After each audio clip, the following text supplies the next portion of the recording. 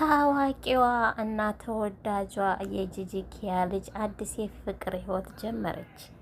ውድና የተከበራችሁ የዩቲዩብ ቻናል ቤተሰቦቻችን ሰላም ሰላም እያልን እንግዲህ ዛሬ ይዘንላችሁ የመጣ ነው። እንግዲህ ብዙ ጊዜ ታዋቂ የሆነችውና ተወዳጅነት ያገኘችው የጂጂ ኪያሊ ሳምሪ ጉዳይ ይሆናል ማለት ነው።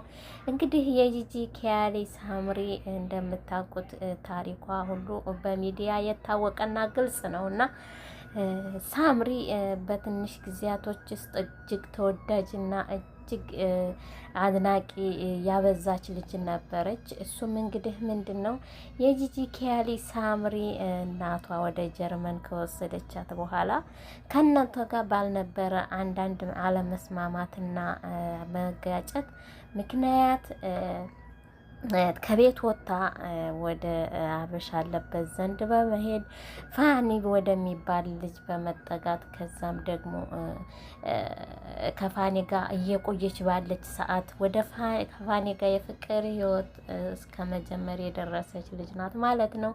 እንግዲህ ቤተሰቦቻችን ሳምሪ በጣም ቆንጅዬና ቁጥብ ያለች በጣም ደስ የምትል ልጅ መሆኗ ሁላችሁም ልትዘነጉት አይገባም።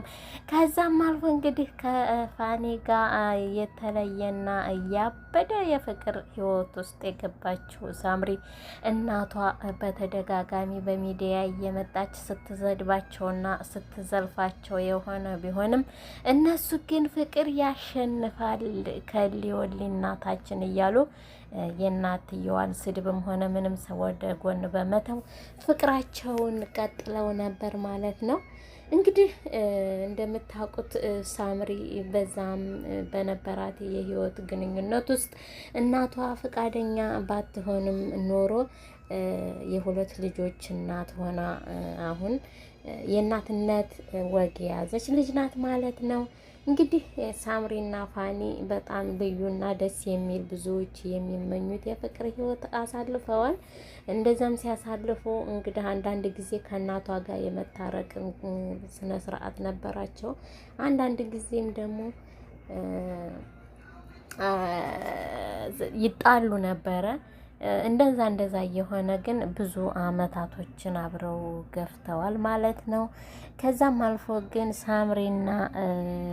ሳምሪና ጂጂ እንግዲህ በራሳቸው ምክንያት ታርቀው እንደገና ተቀይሮ ባዳ እና ባዳ ዞሮ ያው ባዳ ነው እንደሚባለው ልጅ ከእናቷ ጋር በመግጠም የልጆቿን አባትና በክፉ ጊዜ ተጠልላበት የነበረችውን ፋኒ እንግዲህ ፋኒ በብዙዎች ዘንድ የሚታወቀው በጣም ዝምተኛና ትዕግስተኛ ሰው አክባሪ የሆነ ልጅ እንደሆነ ብዙዎች ካዩትና ከሚመለከቱት ከተረዱት አንጻር ይመሰክሩለታል ማለት ነው።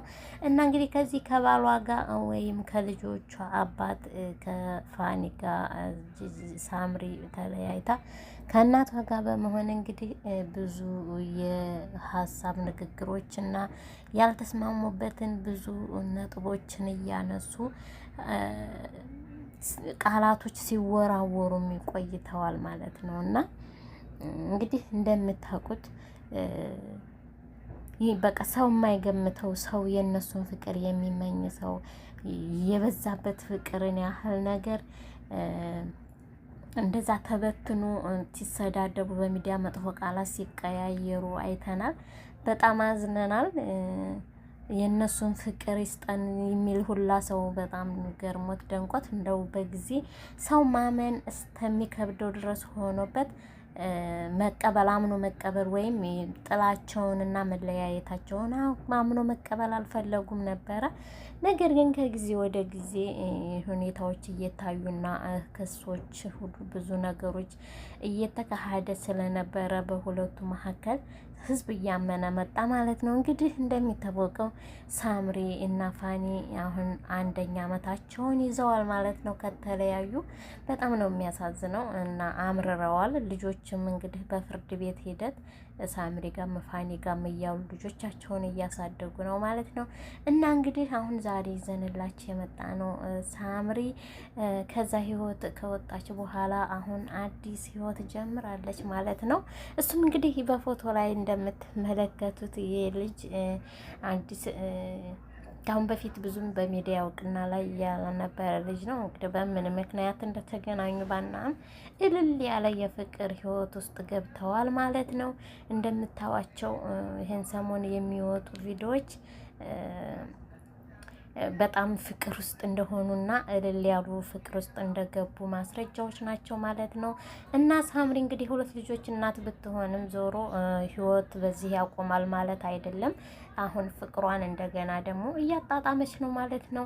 እና ልጆቿም እያደጉላት ነው። እውነት ለመናገር በጣም ደስ የሚል እድሜዋን የተጠቀመችበት ብዬ ነው የማስበው። ሳምሪ በጣም ደስ ይላል። እና እንግዲህ ይሄ ፍቅር ህይወቷ እልል ያለውን ፈጣሪ ይባርክልሽ በሏት። እንግዲህ እግዚአብሔር አሁንም ቢሆን ጥሩ የሆነ ህይወት ይስጣት። ለፋኒም እንደዚሁ ደግሞ የእሱ የሆነችውን ፈጣሪ ጥሩ ነገር ይስጠው እንላለን ማለት ነው። እንግዲህ አብራችሁን ስለነበራችሁ እናመሰግናለን። በፋኒና በሳምሪ መካከል ያሉ ነገሮች እንዳበቁ በአመቷ ሳምሪ አዲስ ህይወት ጀምራለች። ሴት ልጅ ራሷን ከጠበቀች ራሷን ከቻለች በራሷ ኮንፊደንስ ካላት ሴት ልጅ መቼም ቢሆን ተፈላጊና ተወዳጅ መሆኗን የምታውቁት እንግዲህ ይኸው ማስረጃ ሳምሪ ናት ማለት ነው። ስለዚህ ሴቶች የህይወት ባንድ ያቆማል ብላችሁ ተስፋ እንዳትቆርጡ፣ ህይወት ይቀጥላል ለማለት ነው የመጣሁት። አብራችሁን ስለነበራችሁ እናመሰግናለን። ላይክ፣ ሰብስክራይብ እያደረጋችሁ ቻናላችን አብራችሁ ነው